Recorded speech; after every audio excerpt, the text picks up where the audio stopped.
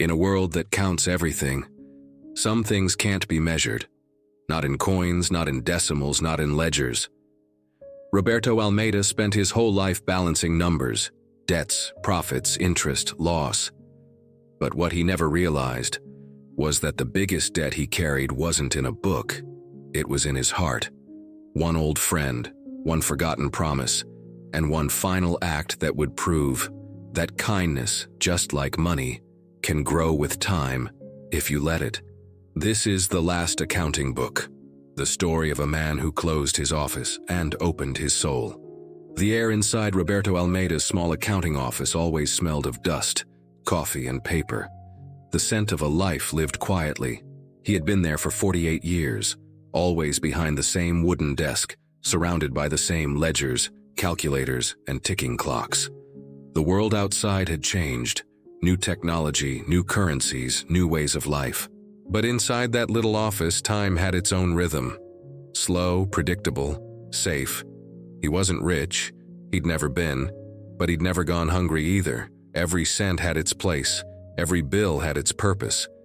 He had lived an honest life, or so he liked to believe. Sometimes, in the late afternoon, he would stand by the window, look at the quiet street, and remember the laughter that once filled that space. His wife, Marta, had passed away 10 years earlier. She was the one who used to bring him dinner, her laughter softening the sharpness of his loneliness. And his son, Daniel. Well, Daniel had gone far, too far, chasing a dream that no longer had room for small-town fathers and dusty ledgers. Roberto didn't blame him, but there were nights when he sat alone with a cup of coffee gone cold, whispering to himself, "I should have told him I was proud." At least once. On a gray Thursday, Roberto decided it was time to close the office for good. His eyes had grown tired, his hands slower, his clients fewer. He opened the last drawer, one that hadn't been touched in years, and found something covered in dust. It was an old accounting book, thick and faded, with 1983 printed on the cover. He smiled. That was the year he'd opened his business. His fingers brushed the rough paper as if touching a piece of himself. Each page was filled with names. The butcher, the tailor, the barber, the baker, all written in his careful handwriting. And at the very end, one entry stood alone, circled in red ink. João Pereira, Bakery, 5,000 cruzeiros. He chuckled. "João, you still owe me money, old friend." Then he grew quiet. João Pereira had been more than a client. He was the man who believed in Roberto when no one else did. In 1983, when Roberto had just started out and didn't even own a proper calculator, João had offered him free bread every morning. "You need to eat to think," João used to say. "And you think for all of us." When Brazil's economy collapsed that decade, João lost everything.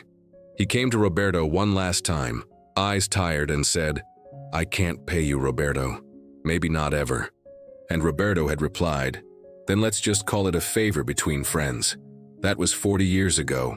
Now João was gone, and all that remained was his name in red ink, a ghost of a promise never closed. The weight of numbers. That night Roberto couldn't sleep. He kept thinking about that old book, the way João used to laugh, and the smell of bread that once filled the street. He realized something. He had spent his entire life balancing other people's accounts, but never once had he balanced his own heart. He got up, made coffee, and opened his drawer. The old calculator, the one that clacked loudly, still worked. He began typing numbers, recalculating João's old debt into today's money, adding inflation, conversions, interest, and time. When he saw the total, he smiled sadly.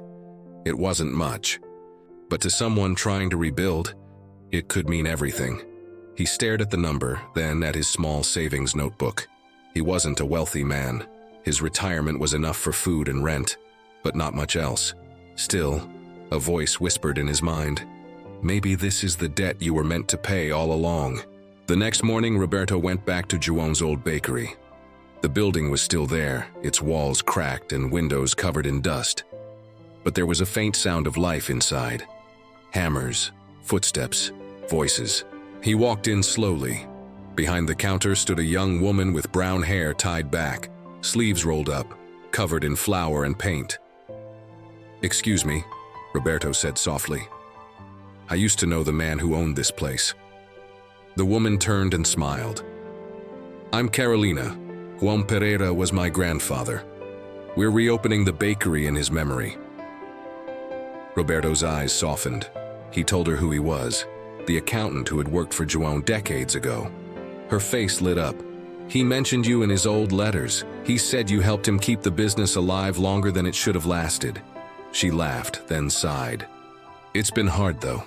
We're trying to turn this into a community bakery, affordable bread, free food for kids after school. But," she shrugged, "we're out of money." Roberto nodded quietly. When he left, the sound of hammers behind him echoed like heartbeats. That night, Roberto made a decision. He took out his retirement savings, every coin. When the bank teller asked, "Are you sure you want to withdraw all of it?" he smiled gently and said, "I'm not spending it, I'm just balancing the books." He wrote a check.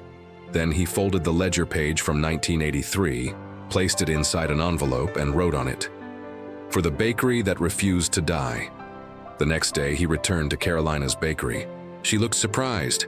"Mr. Almeida, you're back." He handed her the envelope. "This," he said, "is an old debt, but not the one you think." She frowned. "My grandfather owed you money." "No," Roberto interrupted softly. "I owed him. He fed me when I was hungry. He believed in me when I had nothing to believe in. I'm just paying the interest on kindness." When she opened it, she saw the check and the old ledger page. She covered her mouth, tears spilling down her cheeks. "Mr. Almeida, this could restart the whole bakery." He smiled. "Then it's settled. I'll consider the account closed."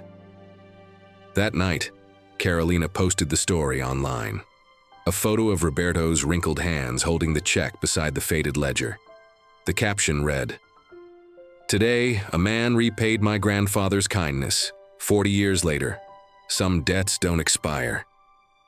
By morning, it had gone viral. Thousands shared the post. Messages came from around the world. People promising to repay forgotten kindnesses, to honor the good that once fed them. TV stations arrived. A local bank offered to triple Roberto's donation. A foundation contacted Carolina to help fund the Bakery of Hope. When reporters asked Roberto why he had done it, he smiled and said, "Because every book has two sides, debits and credits, what you take and what you give. My life was full of numbers, but this one was about balance." A month later, the bakery reopened. Bakery, the smell of warm bread filled the street again, and people lined up down the block. The first loaf was given, for free, to an old man standing in the back, holding a cane. "Come, Mr. Almeida," Carolina said. "You're the guest of honor." He cut the ribbon, tears in his eyes. Children clapped, music played softly, and he whispered, "Now the books are truly balanced." Years later, after Roberto passed away peacefully in his sleep, Carolina visited his office. It had been left exactly as he'd last used it. The coffee cup still on the desk, the smell of paper still faint in the air. On the wall, framed in wood, was the old ledger page, and underneath it, written in his careful blue ink, "All debts settled, all hearts balanced." Next to it was a note folded neatly. "In the end, kindness compounds faster than money, and gratitude is the only true interest we earn." Carolina smiled through her tears. She placed a single loaf of bread, warm, golden, fragrant, on his desk and whispered, "Your balance is still growing, Mr. Almeida." They said Roberto left nothing behind. No company, no fortune, just a small office filled with dust and paper. But they were wrong. He left a balance, not in the bank, but in the lives he touched. In a bakery that smells like second chances. In a community that remembers what generosity feels like. He taught us that numbers can end, but kindness keeps compounding. And maybe that's the final truth of it all. When you live a life of giving, your account never really closes. Somewhere out there, the world is still adding interest on the goodness you left behind, because kindness never runs out, it just keeps growing.